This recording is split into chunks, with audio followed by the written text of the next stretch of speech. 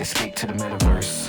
Better act like you know. Yeah. You are now tuned into the Matthew and Rizzle show. Yeah. Escape to the metaverse. Better act like you know. You are now tuned into the Matthew and Rizzle show. Yeah. Escape to the metaverse. Better act like you know. You are now tuned into the Matthew and Rizzle show. Yeah. Escape to the metaverse. Better act like you know. You are now tuned into the Matthew and Rizzle show. Yeah. If you hear me, Drago, I hope you're enjoying your lunch. I imagine it's a bologna sandwich on some scrumptious white bread, smothered in mayonnaise. Sir, I do not eat sandwich. Bread is a no for me. I only eat meat and some dairy. What up, Shell? I think you should be able to jump on stage, maybe. I do have the perms. Yeah. I have the perms. Wow, it's been a while. How you doing, dude?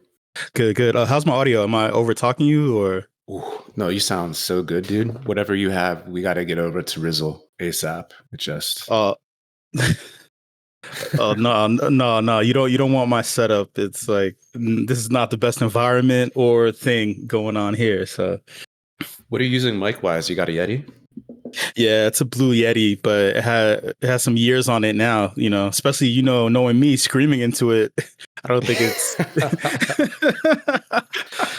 I just imagine like you have to have like a spittle protector. You get so animated. It's like, you got to protect this bad boy. No, these things are tanks though. They're built so solidly. I've had mine since the jump too. And I think it still sounds not terrible. I mean, yeah, to be honest, this has lasted longer than my other microphones. I've gone through 3 before I got to this one. So for as long as you've known me, it's been like this. So, yeah. Nice, man. Super happy you finally took me up on the offer to just jump on here when we get to recording.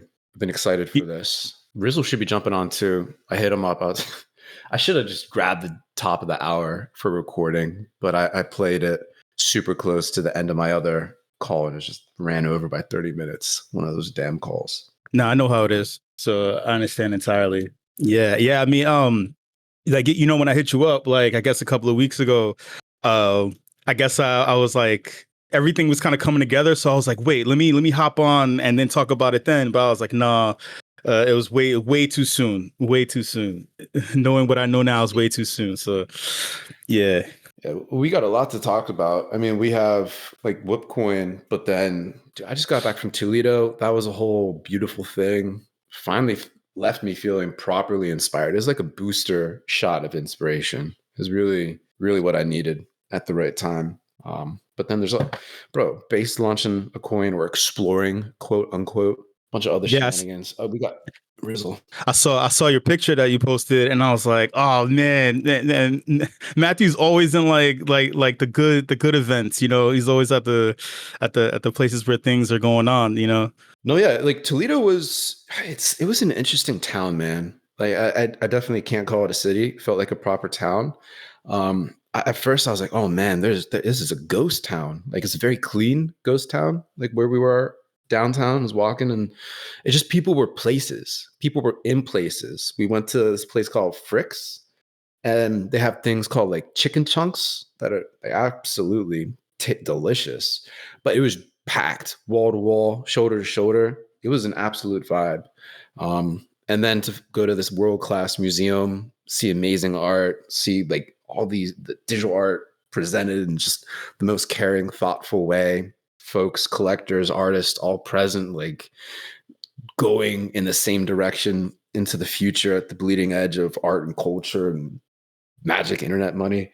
It was fun, man. And to have that museum be so close with the surrounding community, host a block party that they do every year, apparently, have people sat in the damn middle of the intersection doing this daily drawing. Having a huge Chinese style drone show at the end of the day with squiggles and punks over the museum, but the rest of the community looking out onto it. It was crazy cool. But anyway, I digress. Oh no, that just sounds fire. Yo, can you hear me? Slightly in the veggie drawer. In the veggie drawer? All right, let me see if I can move. Better? Worse? Same? Louder, so yeah, it's better. All right, cool. We got a three-way on this episode of Matthew and Rizzle show. Actually, we should probably we just like add an S, so it's still Mars. But we got Show joining us today. Going to dig into a lot of things, but pass the mic over to Show. Dude, this is your show today. How should we kick things off? Oh man, I mean, we can we can basically talk about the past couple of weeks, you know. I mean, launching a token, you know, and then also launching a mini app on Farcaster 2 is these things. It's a lot of effort, a lot of work, no small feat at all. So we could talk about all that, and then also base. I'm a big fan of base now. There's a lot of energy behind that, a lot of rumors. I think the sentiment overall in the space has kind of shifted from NFTs into decentralized apps and community and incentivizing community in order to push this whole thing forward. Yeah, I want to co-sign on that, man. It feels like in a lot of ways this cycle is where a lot of tools are being built for us. And, we had co-build on a couple weeks ago, which sort of like popped out around the same time as we launched WIP coin and everything, which was just a coincidence. But it was a great, like, random new functionality that was a cool way to give the community something to do with our thing, like, immediately. And it seems like, I mean, we've been like sort of banging this drum for a long time about how important community is, whether it's around like a token or an NFT project or a mini app, or like, if what you're ultimately pushing is speculative pump and dump, you can say community until you're blue in the face, but it's really hard to create a community around something like that. So it is interesting that this cycle, like, there's actually like tools that are coming out that seem to really help us do what we've been trying to do, which is, just sort of mobilize the community of people who love this tech. So, dude, you want to take us back to? Honestly, I'm curious to hear it from you, the inception to launch or relaunch the WIP coin, and kind of take it from there and catch folks up to date if they haven't been to the WIP on where we're at today. Then we can jump into the future from there. Me? Yeah, you do. Well, this is great because I sort of gave my side of it like a week or two ago when we recorded, but Show obviously wasn't here, and this is something Show and I had been talking about for a long time, that he put in the bulk of the difficulty of the tech work to make it happen, man. So yeah, would love to hear the story from Show's side. But yeah, first off, I didn't want to keep the entire team in the dark, but I just felt like it would create an added effect if we just left it to the final minute and then surprised everybody with all the effort that was put in over the past 2 months that followed the deployment. Ultimately, it started at a bar in New York City with Rizzle, and then we really started talking at his Airbnb. And there was a lot of frustration all around, not really with the WIP, but more so with crypto as a whole. And we started to realize that many people were giving a lot of undue credit to new communities or communities that weren't really putting in effort or weren't as consistent as we were. So we just felt like it was kind of time that we established our flag. I mean, our flag is already there, but it just kind of seemed like people weren't really respecting what was happening here. Or there are many that do, but then there just always seems to be a brand new onboarding pipeline, a brand new crop of people. It just feels like it's like every year, when a class of children graduate and then they go out into the real world, they don't know what already happened in the real world, and they don't really have the time or attention span to really pay attention to what happened. They just want to carve their own niche and then create their own narrative. So as these conversations developed, instead of going from frustration, I wanted to get right into action. And the best thing to do was to reestablish it. This isn't necessarily resurrecting the WIP coin that came out years ago. This is more so, this is its own thing. It's brand new. I'm not really into starting anything that's flimsy or really with YOLO energy. I like to really place everything meticulously. I'm very patient with what I do. If I feel like something isn't really worth the time, I don't want to expend the energy on it. So if I decide to commit myself, I always see it through and always keep my word. I don't like to make, open promises, but more so keeping my word, as in, like, if I say, hey, I want to launch this thing, I want to build it out, then I really mean it, because I've thought about it for hours and hours before that. I could have easily just said, no, it's a waste of time. We did this already. The crypto space doesn't need yet another coin. Speaking of another coin, I didn't want to do a meme coin. I didn't want to do obviously a shit coin either. This isn't a pump and dump. I really wanted something that really lasted long, and that was just as consistent as the WIP has been over the past 5.5, 6 years. And in addition to that, I'm pretty sure people have kind of seen, like, hey, all right, so the coin is out. What's happening in terms of marketing? What's going on? They don't know that behind the scenes, there are a lot of wheels in motion. The house needs to be built brick by brick, with a lot of patience and time involved in it. There's a lot of things that have to be established in terms of, like, oh, if the image isn't popping up, where's the white paper? Where's this? It's obviously coming. This takes time. Anytime you launch a token, if you're using a third party, then you're using their services in order to get on token lists, or you're using their services in order to even make decisions. This has been built from the ground up. So a lot of that really falls on the people who start it. So, and when that happens, the effort is the effort, and you'll see it in due time. It's not going to be, immediate. Just for just to satisfy your immediate needs. Over time, you'll be satisfied because you'll see the effort really laid in place. Yeah, dude, I want to just piggyback on that. And that's something I tried to scratch on the other week. And I don't know if this is really lost on the class of whatever generation of Web3 we're in now, 2025.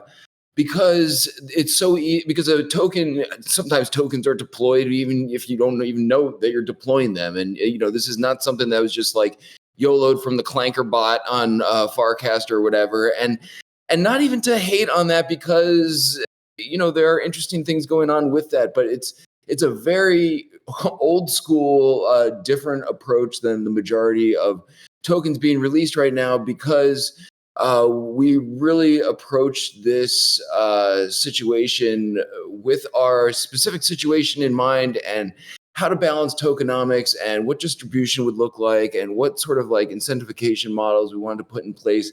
And those aren't things that you have full control over if you're using a third party to deploy a coin. Some things you do, some things you don't, some things more than others, but you definitely don't have control over everything. So to really put the time and energy into building something from the ground up that custom serves our purpose was the goal. And once again, I don't know if that's lost or is something that is people really even understand at this point, because that was the only way to deploy something for such a long time. But the thought and intent that went into this is not insignificant, and I was really and I mentioned it before, man. I kept firing questions at Show, and Show had clearly spent many hours considering every angle of every situation, everything, and was just dealing, and came out of some of these conversations really feeling like, who better to do this than our community? And this does feel like the thing that is an easily accessible way to put our face on the map of easily accessible things that people just want to participate in and feel like they're a part of. Yeah. Personally, I'm most excited for where we go from here. I totally agree in the coordination value of having a token and then being able to ascribe and reference it across time, just to make individual contributions, group collective contributions more legible on chain and then digitally. But yeah, dude, catch us up to speed. So where we're at today, and then what are some of the next steps that are going to be coming? And also just you can plan all you want, but once you launch the damn thing, there's all these inbound messages that are coming in, folks that are like, oh, what's next? Or like, where's my allocation and things like that. Curious to hear about some surprises that you may have encountered as well. Well, they're not necessarily surprises because I've been around this block multiple times. I've been a part of the leadership team of one of the biggest social token communities in this space, in addition to launching my own social token that I've had in the ecosystem for 2.5 years. So all those messages are basically just like customer service. It's like Zendesk.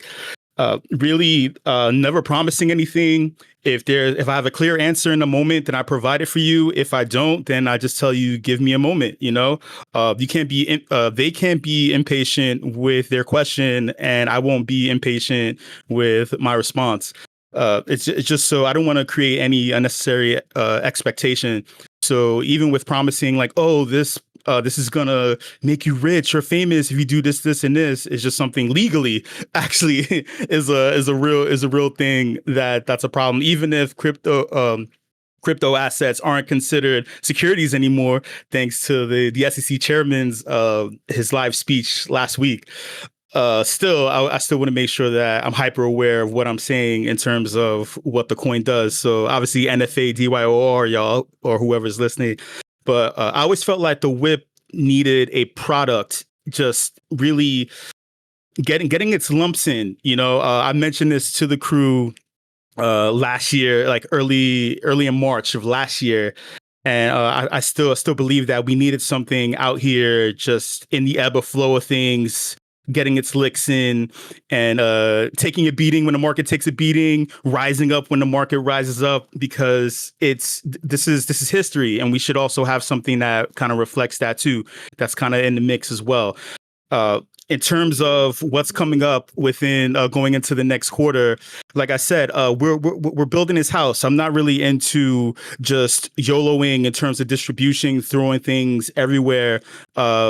It needs to make sense, and then eventually distribution will take care of itself. There'll be larger allocations thrown at other things, but right now we're just making sure that the white paper and other aspects that are highly important to it are going to come out in due time, because obviously, I mean, it just came out 2 weeks ago. We all know that token lists take a long time to get your token to get listed, as well as being on CoinMarketCap and CoinGecko. They have you jump through hoops just to even show yourself, unless you go through a third party, but then you become beholden to a third party, which is not what any of us want at the moment. We don't need someone informing on our current narrative.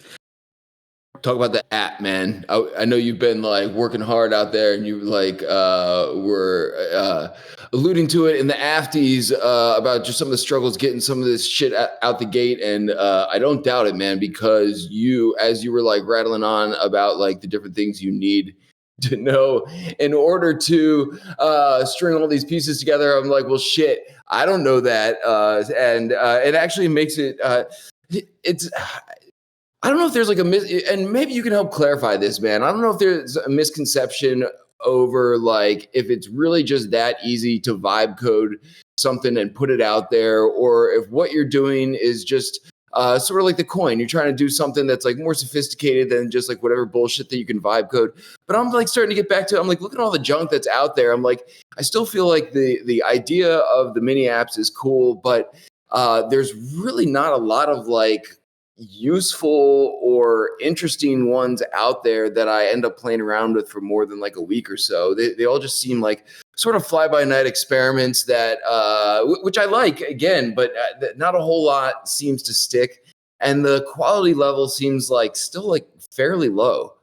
I think that this is just the beginning in terms of adoption of the concept of mini apps, or the adoption of decentralized apps still, even though it's been years for D apps, but mini apps has been very recent. The tide is turning. There's a lot of attention now on Forecaster specifically. And I think that anything involving hype with NFTs or meme coins is that they're just going to be one aspect of the total whole. I think that attaching those things to a mini app is going to propel many companies in the future. That's some alpha. So if anyone's looking to do something like that, there it is. And we can also look towards what Base is doing, but we'll get to that after I talk about this. I felt like I wanted my own product in the space too. So I've been working for 3 months on my own mini app, and I just had my nose down to the keyboard every single day, and I only ramped up once August hit. I really started ramping up all of my coding hours. So basically, I would spend between 8 to 10 hours a day, basically coding this app while simultaneously getting the code correct for the WIP coin too. I originally wanted to launch them both at the same time. But I just felt like the WIP coin needed to get out first, and then I'll be able to finish off the mini app that's going to be launching very, very soon. So the thing is, when it comes to launching anything on Farcaster, there are a lot of docs involved. So there's information about what you're able to do, what you aren't able to do. Some things are deprecated, so you kind of got to catch up with what's going on. There's some companies, shout out to Nanar, who are like the kings of like API endpoints and also facilitating a very simple vibe coded mini app. They have a template. You could just close your eyes and do it with cursor. And then you pay them, and then they'll be able to do all the things that you probably don't know how to do. But I tend to like to get my hands dirty, and I really want to take ownership of anything I'm creating. So I basically just did it on my own. And I haven't really been delayed. It's just more a matter of it takes a lot of time to really get things from an idea into full on production and out into the world. So a lot of times when dealing with errors that involve mini apps on Farcaster, there's some things that you don't know about. There's surprises that pop up. Not necessarily errors on my end, but more so when you're trying to do QA, which is what my mini app is currently in. It's just a couple of tweaks here and there, things you don't realize. Certain things shift and change with the Farcaster mini app. With the Farcaster app that you aren't aware of. So if you don't get the notice, then you have to switch your dependencies, or you have to switch certain things in order to make sure that certain endpoint URLs are correct. They're updated. They have the right terminology in order to be read by the Farcaster app, and also be able to be seen as a web page too if you use it in your browser. So it's basically just keeping your eyes open and having to always adjust on the fly. So anyway, the name of my app, the name of my mini app is called Zup Zups. And I know that sounds ridiculous. I'll say it again. You can't probably say it without stuttering, but Zup Zups. And it has no meaning at all. It just sounds really goofy and playful, because ultimately, when it comes to creating content on Farcaster, a lot of times it's not really fun. You're just a reply guy to people talking about food or talking about their day, and their content lacks any kind of personality or anything, and you're not really incentivized to engage with their with their content, unless you're using Tippin. Shout out to Tippin, right? But so I felt like there wasn't enough interesting content being surfaced from people who are otherwise being ignored. So I wanted to incentivize people to find content that they absolutely like, they're kind of lukewarm about, or they totally dislike, and not really like, you're not collecting the content, but you're more so commenting on the content. This is a peer-to-peer content rating app where you're sharing your sentiment on what you're reading. So if someone's saying, hey, oh my God, I just got this fish sandwich and it's the best, you got to go here, and the sandwich looks terrible, you can utilize a keyword and an emoji combo that expresses your sentiment. Either you like it or you dislike it.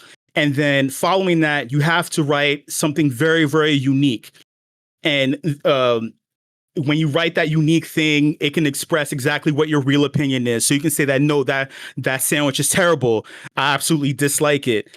And hopefully you create some kind of discourse that's interesting to read in the replies. Lately, you just see a lot of replies, and the person who wrote the original cast doesn't reply unless they like the individual, or they won't reply at all. They just keep moving, and they just farm engagement. And then you see them on the ranking leaderboard, just collecting their $2 or $3 rewards. And I wanted to change that. I think that this is going to hold a lot of people accountable for what they write as a cast. It's going to get some energy going. And you're also going to be incentivized by the WIP token. So the WIP token is going to serve as the ecosystem token for the Zup Zups app. Anytime you do any of these emoji combos, you connect to the app. It's gonna scan your recent casts. If any of them fall correctly into the category of being a combo, then you're gonna be rewarded for it. The reason why I say unique content is because you can't spam. Well, for two reasons. One, you can't spam the same thing over and over again. You can't say, oh, let's say, oh, this is a super weak with the emoji combo that accompanies the super weak keyword, and just say, oh, that sucks. And then in someone else's cast, that sucks. Oh, that sucks. And then just expect to just farm the WIP token. You're going to be held accountable for what you write. So if you try to do that, then the app is obviously going to tell, and it's going to deny you for the second and third spam attempt that you created. It's probably going to credit you for the first. And then after that, you can't really use it at all. So you're going to have to keep coming up with new ways to engage with content and also raise your own profile, because the more you engage, the Farcaster app as a whole is going to see that and probably put you higher up on that leaderboard and also within the algorithm. So it works kind of both ways. So you're incentivized just to engage more with the app, and also you also be incentivized by the mini app as a whole. And lastly, if you spam, obviously that's gonna affect your status on Farcaster, the overall app. So I don't think that's really a good idea. And also, who wants to waste their time just spamming on casts and replies? You're not really getting anything for it. So it's about time you start writing some awesome things and reply to people in an awesome way. Dude, I feel like on some very basic level, you're reintroducing a dislike button. I mean, that's how I imagine using this personally. I'm like, dude, I like fucking, I troll people for fun, man. If I can like throw an emoji combo down afterwards and, somehow get rewarded for it, that sounds great to me. But dude, I think, hold on real quick, man. because Rizzle had a genius, that framing, like you're introducing the dislike button. Like even if it's not its intended purpose, that framing is edgy, especially on a mini app on base app or Farcaster. That's fucking fire. I just have to say. Right. Yeah. Dude, and I'm like, that feels like show is getting at something that is a very that is a problem with social media, like across the board, right? There's no room for you to comment across a spectrum of how you might feel. It's like you either like that shit or you gotta come up with some creative way to get your comment liked underneath. But there's no real way to interact with like a lot of fucking social media unless you actually like it. So giving people a way to natively be encouraged to express how they genuinely feel about something, I'm like, I feel like this is scratching at like a larger problem with the way social media is structured in 2025. Well, wait, let me just add some clarity here. So it's not necessarily black and white, especially with people's emotions and opinions. It's not always in the box of either you like something or you don't. Anytime you reply to something, sometimes it's neither. You're just replying to something because your opinion is your opinion in a moment. And that's the kind of power that I want to give and incentivize people to do. So, of course, you can like a cast and then you can express that sentiment with a keyword and emoji combo. Let's say, for example, there's the hot takes emoji keyword combo that has the fire emoji. And then there's a couple other emojis that are similar to hot or spicy. And a hot take is a matter of whether or not like you're just commenting on what you see. You can say, "Oh, that's hot," but that's very simple. I want to give a more broader opportunity for more interesting engagement, interesting content that's being written by the user, because this is going to establish a dialogue. And through this dialogue, there's a lot of frequencies and rhythms in terms of how you feel about what you just saw. So I think even a dislike button is too narrow of a thought. Let's open up what engagement actually looks like on the Farcaster app. Instead of it being bland or something that people don't want to spend their time really looking at. Let's up it a little bit. At the WIP, I'm always screaming hot takes, opinions, and thoughts. This is what this is all about. I wanted to bring that same energy to the Farcaster app via the Zubs app. No, and I realized that I whittled it down and oversimplified it and everything, but I think like what I was trying to get at is the same thing that you're saying, that on some basic level, you're trying to encourage like more balanced discourse and for people to express their opinion genuinely, and social media, broadly speaking, just it's not a platform. These aren't platforms that are built for people to do that. They're built for people to just straight up like your shit. So I think, yes, I realize it's like way more nuanced than that, and you're encouraging dialogue and everything, but just the fact that this is something that is encouraging more balanced dialogue and more genuine dialogue. I don't know. It'll be interesting to see how it played out. The other thing I was thinking about that came to mind was Scent, and how there was sort of like a tipping mechanism with that platform that the idea was for it to encourage people to essentially like create more thought-provoking content, more interesting comment, more replies that people would connect with and everything. And it feels I don't know, inspired in some ways, maybe consciously or not, but I feel like that's another experiment that is reminiscent of in a lot of ways. Let's talk about bass. Do it. So I'm pretty sure all of you heard the rumors, right? I mean, my opinion about bass overall this year, I feel like they've knocked it out the park in terms of being a relevant L2, in terms of keeping their eye on the space, having the vision of what's coming, wanting to be a part of that, pushing certain things forward, championing things. I feel like they've been checking all the boxes in a way that many other L2s and the organizations or companies associated with them haven't. And I've changed my opinion. I'm a big fan now. Polygon has let me down. I don't know what's going on with that. OP, while creating a great stack in terms of tech and things that are buildable upon, they don't seem to have a foothold in the space. Other than that, Arbitrum doesn't really have its own voice, and they're trying to catch up. They're trying to be like Base, and they're not really doing a good job at that. I think that all eyes are on what's happening with Base right now. I mean, honestly speaking, like my Subs app is powered by Base now, because the WIP token is only on Base now. So I'm seeing a future, and I'm a fan. I really like what's happening with them. Yeah. I'll play devil's advocate. I'm generally a fan too. Go ahead, Matt. No. Hit him with the devil first, and then I'll come in like somewhere in the vanilla middle.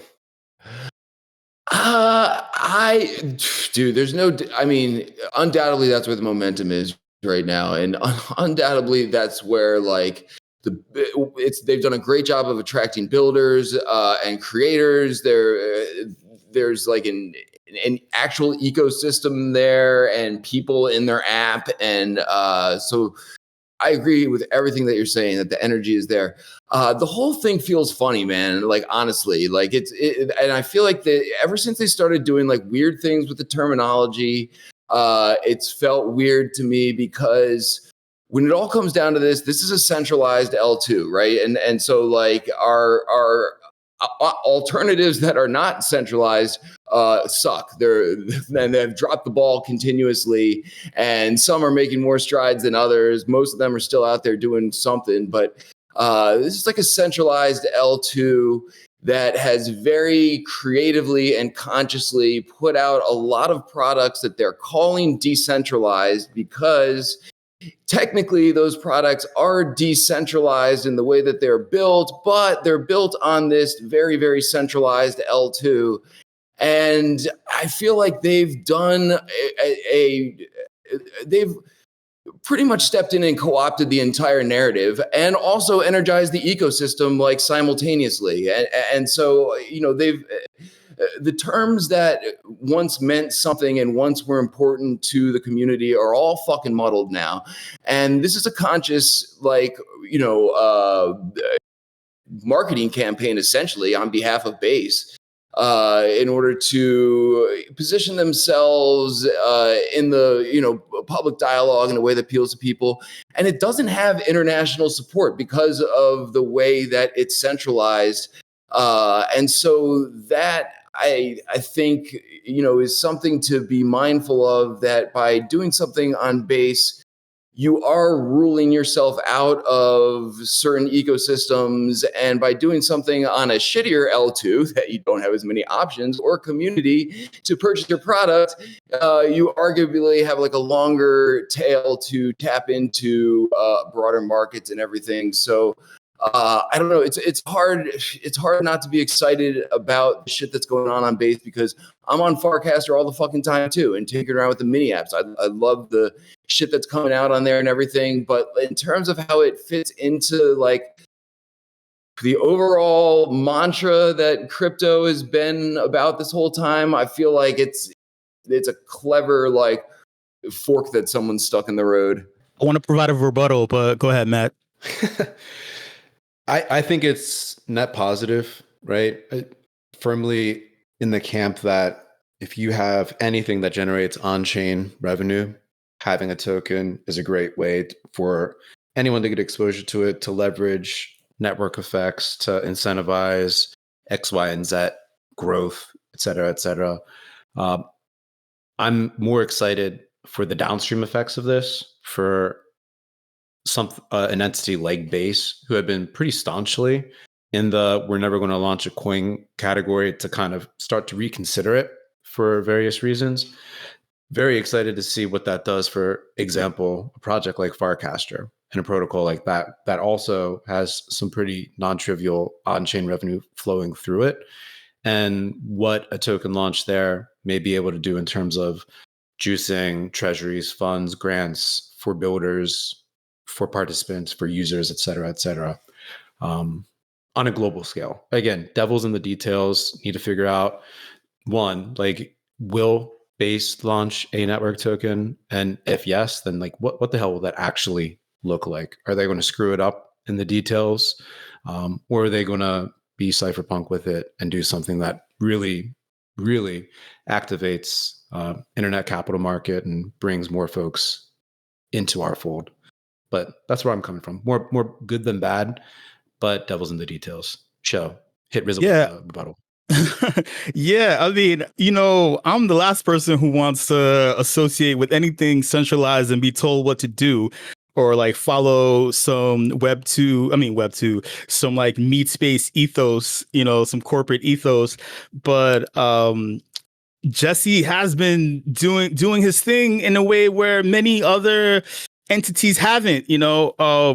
Without Base, the crypto space as a whole there isn't a lot of forward momentum. Everyone is circling. Not everyone. No, many entities that have been around for a while, who had more than enough time to get it right, that haven't gotten it right, have been circling the drain. The fact that this one entity has been kind of leading the pack now, they kind of broke out. They see where the energy is. They see what certain things have potential, and they threw their weight behind it.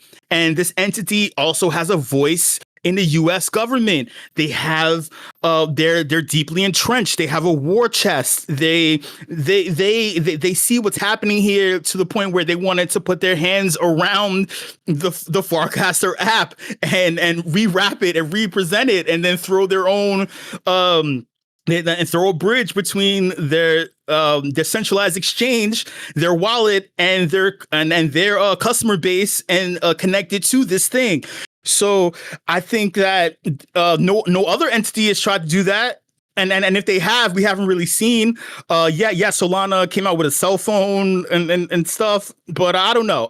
And they're not really an L2, even though they act like an L2. I don't know. Whatever. My point though is, I think that Matthew, I agree that this is a net positive, even though there are some things that I do dislike about Base.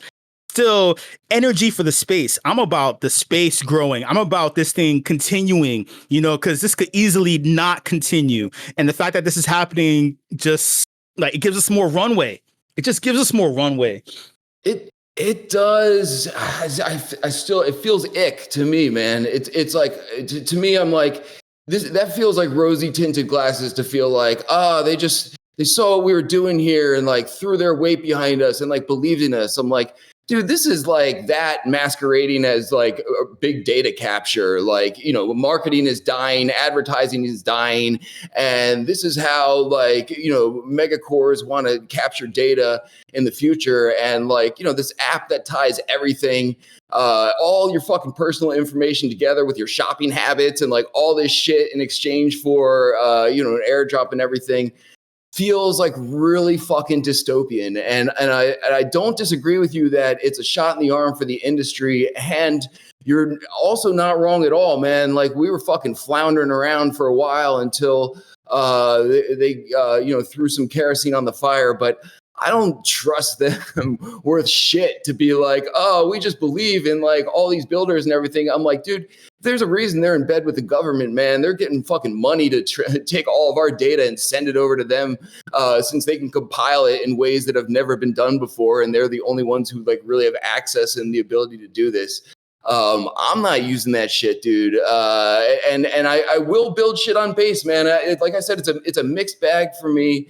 Because it offers the shit that I was bitching about Solana for so long that does not. Like Solana is a centralized fucking, sort of corpo bullshit, essentially an L2, but it offered builders fucking nothing to do with it. And Base has done that. And it is undeniable, but I feel like we're paying for it on the back end. And maybe I haven't pinned it exactly, but I feel like it's something like that. It's not about trust. It's about energy. I don't trust any of these entities. I'm just saying what I see. And without this energy, many things are floundering in the space. NFTs as a value prop aren't realistic in 2025 anymore as being something to continue to put energy into. Certain crypto tokens, meme coins as a value prop, just alone don't really have a long-term goal, any kind of support. Long-term energy isn't there for a meme coin. What we're seeing right now with mini apps and Base seeing it too just lets me know that the value is in this particular thing. And it doesn't have to look like Farcaster. It doesn't have to look like the Base app. This particular concept, this technology could be repackaged, reformed, reproduced by another centralized entity that we may dislike. I'm not saying I dislike Base yet, but that another centralized entity who does give the ick all the time. And I don't want to give my information over and be the product being sold just to use their front end. That can happen with this right here. It's I don't have rose-tinted glasses. I'm just seeing through the clouds, and I see a future where mini apps are the future, and I see my app being the future too, and I also see Tippin being the future as well. So I just wanted to make that clear that Base has eclipsed Tether, in terms of stablecoin energy. Right, USDC, I think is the number one. The numbers may say otherwise, but I think in terms of social sentiment use case, I think that globally now USDC may have eclipsed Tether because Tether has been going through a lot of issues on the legal side. I believe with Adrian Harris here in New York City, and also the top lawyer, the DA of the Southern District of New York.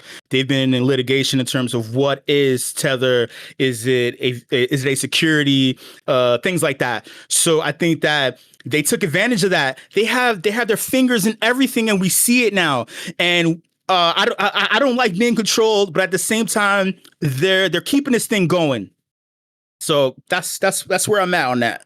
And and if a token does come out, I don't know how they're gonna do it. But this could be very interesting. They could do something that OpenSea is not gonna do for the space. So that's gonna be kind of fun to watch.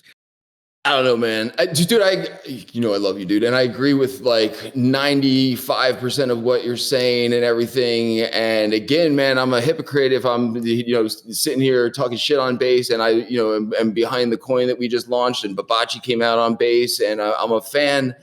It's still, this feels like Facebook 2025. Like if they were to come out and be like, how do we come out with the new product that would properly get back to our good data gathering days, our data gathering heyday, that they would put together some shit like this. And it's hard for me to unsee that and completely detach what's going on from all that, because it all sort of feeds that machine kind of thing. I don't know. Maybe I'm getting too like dystopian about it. And again, I'm the way it's galvanized the space is undeniable, and it's provided opportunities for a lot of people in the community who needed them, myself included, just to be able to get out there and have the tools to build again and everything. So, I'm definitely talking out of both sides of my mouth and everything, but it feels big corpa data capture-y. Well, if that's the case, then sorry, go ahead. No, I think that's the risk, right? And that's why the details will be really important, how they roll this out. Honestly, the less involvement, like specifically Jesse, but like base generally has in how things are allocated, how the token performs, et cetera, the better. I just feel they don't have good taste. Like to distill it all down. We've seen that from Coinbase proper, their entry into the NFT market, big splash, and then like it literally nothing happened after the massive party investment and everything like that.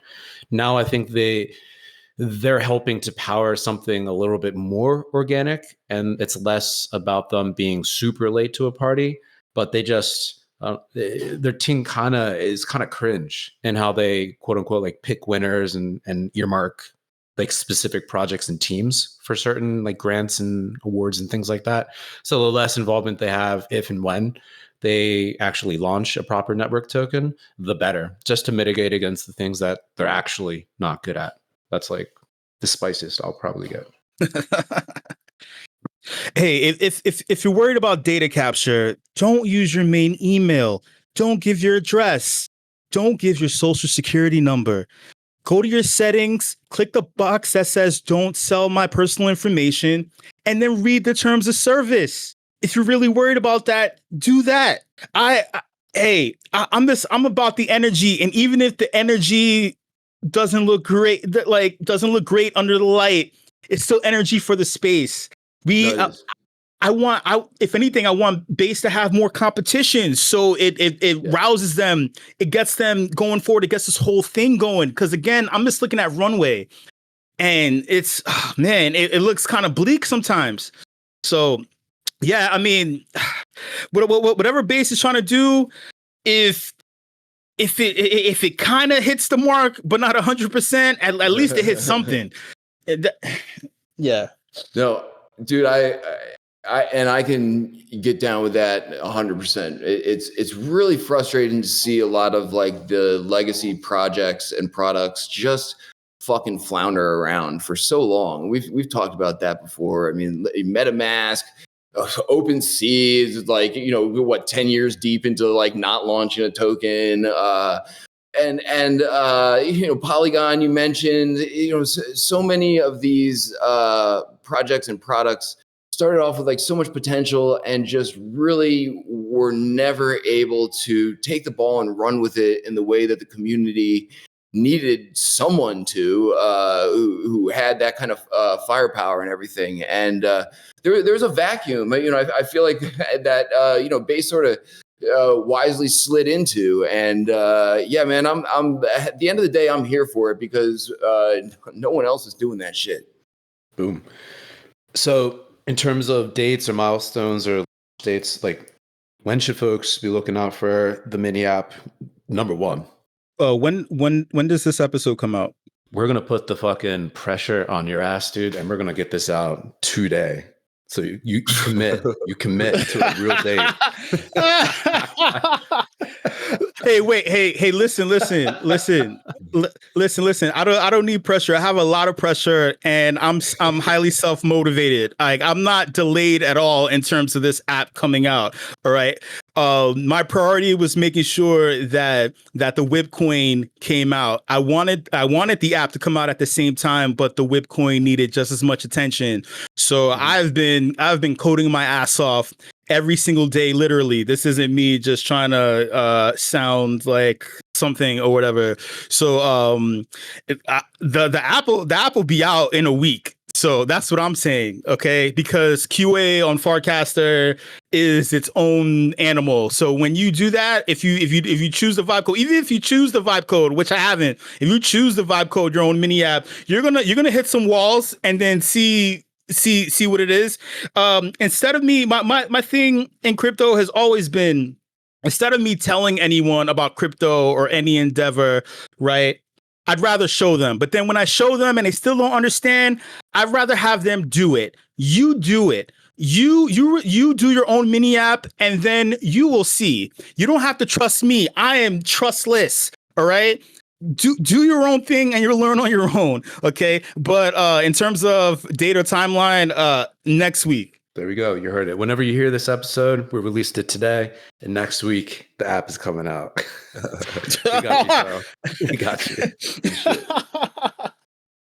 Yo, good shit, y'all. Catch you at the WIP. Oh, yeah, we got Johan, Meme Explorers, meme.com coming on the WIP this week with dropping some alpha on us, and we'll be in the historic meme. Not the meme arch. Is the meme arch? I think he imported the meme arch into Hyperfi. Yeah, from CryptoVoxels. Yep, hell yeah. Yeah, they got a new launch coming up. Excited for that. I think Easy is going to be coming on talking about something that he has going on with Jose Cabrera. So excited for that too. And then next week we got Legends from DCL coming through. Bay taking us back into DCL and what they have for their end of year programming slate. Excited for that. Cool. Good shit. See y'all at the WIP. All right, see y'all. Yeah. All right, now let me try to save this. Oh shit, what if we weren't recording? That'd be crazy. No, just joking. We got Drago here to bail our asses out too, just in case. And it looks like, yep, not responsive. Thank God. We always keep Drago in the damn box. Drago, are we good? Did you see why? Yeah, he said he's recording. Oh, did he? Where is he saying this? Yeah, in the group, in the chat with the three of us. The podcast. There we go. It's fine. We got confirmation multiple places. All right, dude. Show. Thank you so much for joining us, dude. It was really cool to get all the details. You get honestly during the afties, you unpacked a lot of it, but just glad that we were able to ask more questions and deliver a few more hot takes along the way. And yeah, like I told you, I wanted to hop on when I DM'd you like a couple of weeks ago, but I just felt like it was more concrete at this point. So it's a good time. So yeah. I'm glad you didn't jump on earlier because you kept my ass in the dark, and I'm like trying to feel around to figure out what the hell is coming. And the surprise of all this has been pretty fun, to be honest.